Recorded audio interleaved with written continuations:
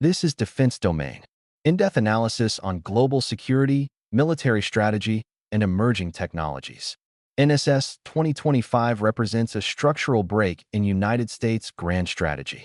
It is not an incremental adjustment. It is a systemic reset. Measurement across 17 strategic indicators confirms this shift. The transition from 2022 to 2025 is the largest discontinuity since the end of the Cold War. At the core of this transformation is a redefinition of the American role. Previous strategies positioned the United States as the primary guardian of a rules-based global order.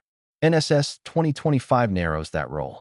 National security is now defined around concrete interests: sovereignty, economic resilience, border control, selective engagement. Maintaining global order is no longer a standing obligation. It becomes a conditional outcome. Turning to the structural implications, this shift directly affects the transatlantic system. Europe is expected to carry a larger share of strategic risk. The United States retains control over high-end capabilities, nuclear deterrence, system coordination.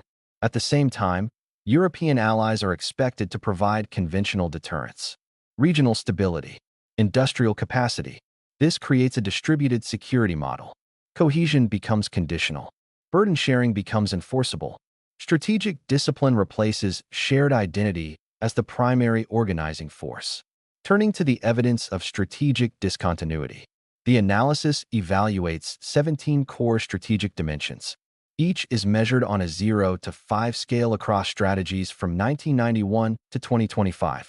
The pattern is clear. Before 2025, change was gradual. Even major shifts adjusted priorities without altering the overall framework. NSS 2025 breaks this pattern. Multiple dimensions move sharply at the same time. Global stewardship declines from maximum levels to minimal relevance. Interest-driven strategy rises to its highest level. Burden-sharing intensity increases to the maximum. The United States' supervisory role expands to the same level. At the same time, normative drivers collapse.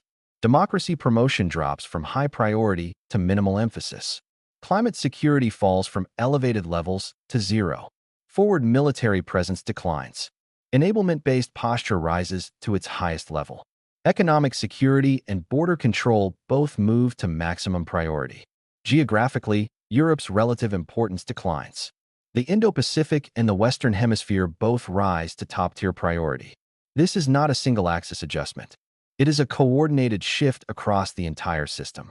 Turning to the overall magnitude of change, the strategic discontinuity score is calculated across all 17 indicators.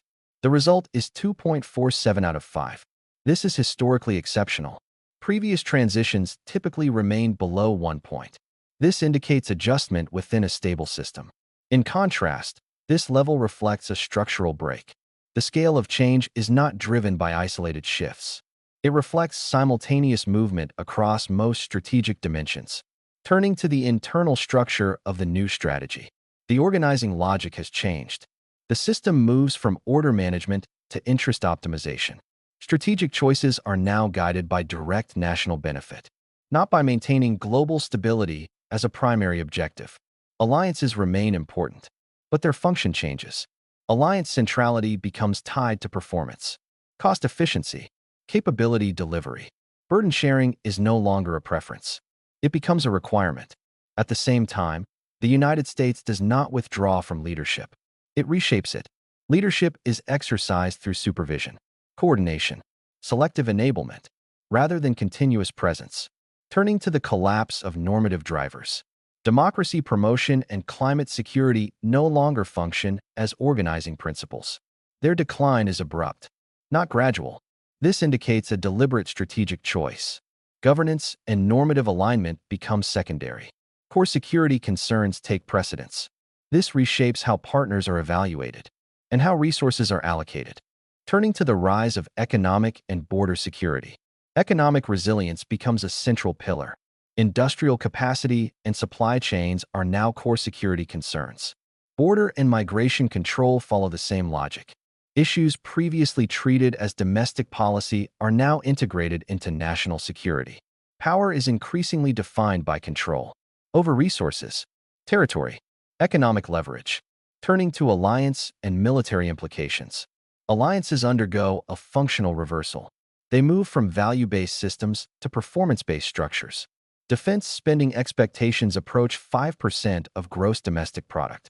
This signals a shift from voluntary contribution to enforced responsibility. The United States assumes a supervisory role. It acts as system architect, maintaining control over escalation and high-end capabilities. Allies provide conventional forces, regional stability. Military posture shifts in parallel. Forward deployment declines. Enablement becomes central. This includes intelligence, surveillance, strategic lift, missile defense, cyber and space capabilities. This structure allows control of escalation without large-scale ground deployments. The result is a layered system. The United States sits at the strategic apex. Allies form the operational base. Turning to NATO cohesion. Cohesion becomes performance-based. Capability delivery replaces political alignment as the primary measure of credibility. This model can increase resilience, but only if allies meet capability requirements. Otherwise, it introduces structural risk. Turning to threat and geographic reordering. The threat hierarchy becomes compressed. China becomes the central organizing focus. Other threats are evaluated based on their relevance to this competition. Russia's relative priority declines. This reduces pressure in Europe, but increases expectations for regional self-management. Threat pluralism declines. The system becomes more focused, but also less flexible. Geographically, priorities shift. The Indo-Pacific becomes the primary theater. The Western Hemisphere rises sharply in importance. Europe's relative priority declines. It is reframed as a manageable region, expected to provide its own stability. This redistribution explains why Europe absorbs greater risk. It is not abandonment. It is sequencing. Resources are concentrated elsewhere. Risk is redistributed accordingly.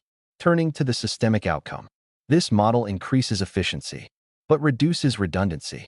The system becomes more disciplined, but also more brittle. Strategic shocks carry greater impact. Turning to the final assessment. NSS 2025 represents a strategic reset. The United States reduces operational exposure, while maintaining control over escalation and system architecture. Leadership shifts from direct provision to structured supervision. For Europe, the implications are immediate. It must generate sufficient military capability, sustain industrial output, accept higher regional risk. For the transatlantic system, cohesion is no longer guaranteed. It must be produced through performance. NSS 2025 is not a final state. It is a test of European capability, a test of NATO's adaptability, a test of whether strategic supervision can replace continuous presence. The outcome will depend on execution over the next decade. This was a defense domain analysis. For more detailed assessments, visit defensedomain.com. Stay informed. Stay strategic.